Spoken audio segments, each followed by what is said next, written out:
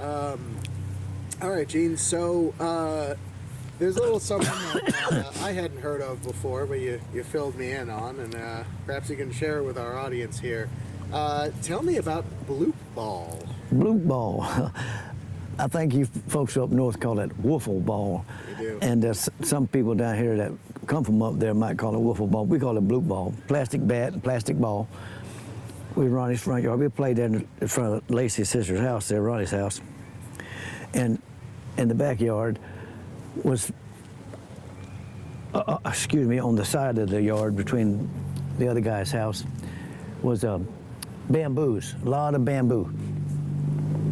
And so we were playing, me and Ronnie. I think Speedy Pitts was there, and I know Speedy Pitts was there. It's just several of us playing bloop ball.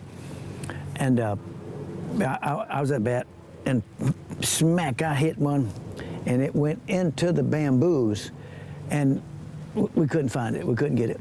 So we lost the ball. And I don't remember who. Somebody came up with a golf ball.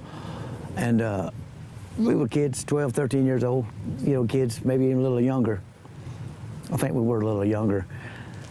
And so Ronnie goes in the house and comes out with a 32-inch Louisville Slugger. And so I was still at bat. It was my bat. Speedy Pitts threw that ball underhand, and I hit that golf ball with that bat. Pow! And that golf ball hit him right in the stomach.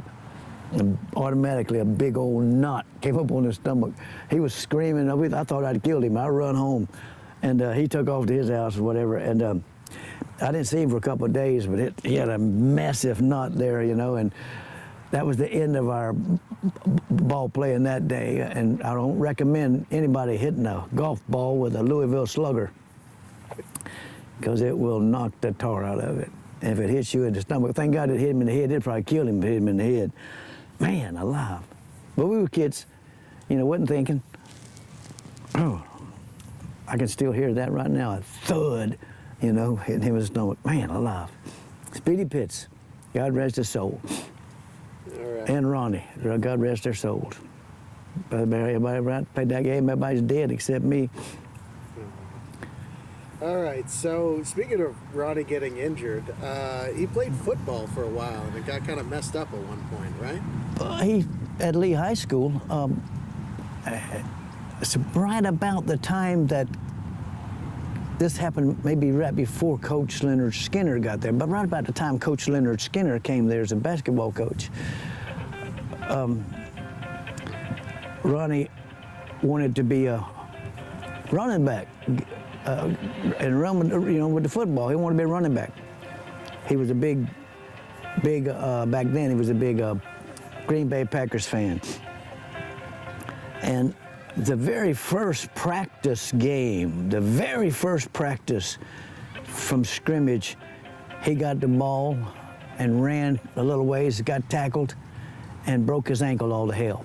Broke it real bad, and they had to put couple of pins in it.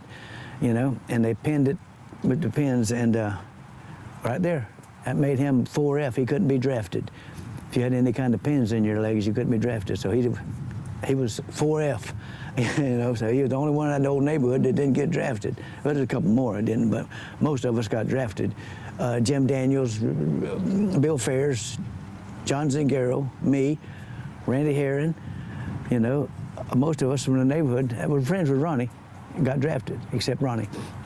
Was that the end of his football career? That was the end of his football career. It wasn't long after that he had went to see the Rolling Stones, and came back and see Mick Jagger dancing on stage, and he wanted to, I want to be a singer, and then that's how he got mixed in with these guys right down the road. Steve Rosenbloom and Rick Draxler and Jim Parker. There was another one. Very first, right after the Rolling Stones. I think 64, maybe 64, 65, 64, around there. Yeah, certainly. That ended his football career.